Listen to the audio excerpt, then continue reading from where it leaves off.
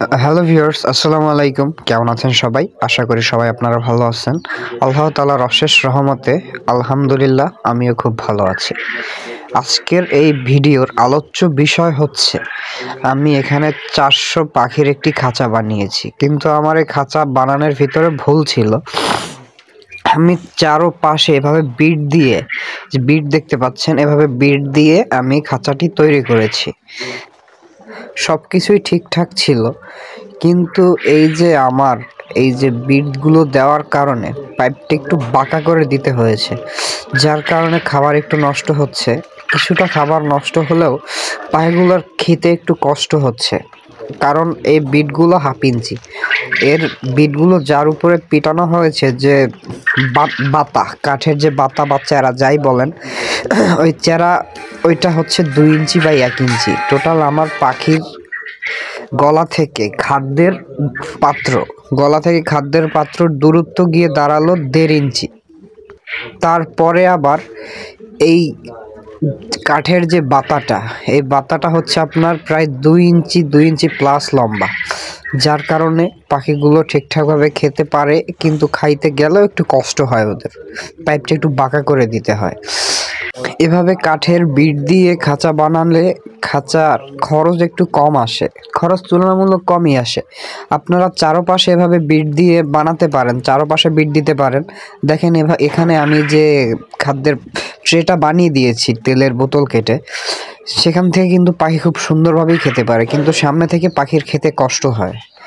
আপনারা সামনে থেকে যে 1 ইঞ্চি বা 1.5 ইঞ্চি গ্যাপের নেটটা আছে, আপনারা সামনে থেকে 1 ইঞ্চি বা 1.5 ইঞ্চি গ্যাপের ওই নেটটা দিবেন।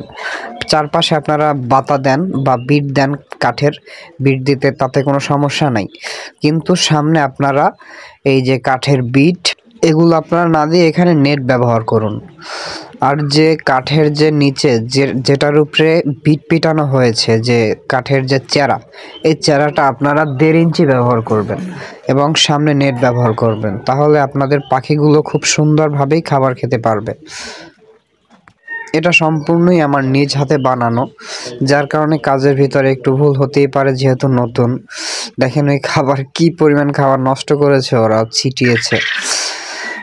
এখানে দেখেন যে আমি যে ট্রে হিসাবে যেটা ব্যবহার করেছি, বাজার থেকে একটা ট্রে কিনতে গেলে আমাদের স্টিলের ট্রে, প্রত্যেকটা ট্রের পিছনে আমাদের ব্যয় হয়ে যেত প্রায় আপনার 500 থেকে 600 টাকা।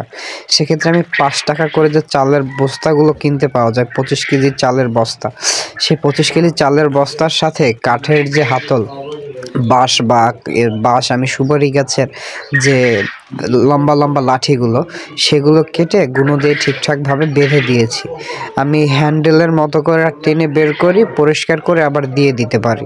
এখানে আমি ট্রেটা কিভাবে বানালাম এবং ওই যে তেলের বোতল কেটে আমি কিভাবে যে খাদ্যের পাত্র বানালাম, সে সম্পর্কে আপনারা যদি জানতে চান, বিস্তারিত ভিডিও আকারে ইনশাল্লাহ নিয়ে আসব। খাঁচাটি বানাতে আমার কত টাকা খরচ হয়েছে, কিভাবে কি বানালাম, কত টাকার নেট লেগেছে, কত টাকার কাঠ লেগেছে, এ বিষয়ে বিস্তারিত ভিডিও নিয়ে সামনে আসবে ইনশাল্লাহ। ভিডিওটি ভালো লাগলে লাইক করবেন, সাবস্ক্রাইব করবেন, এবং আজকে এ পর্যন্তই। সবার সুস্বাস্থ্য কামনা করে আজকে এখানেই বিদায় নিচ্ছি। আল্লাহ হাফেজ।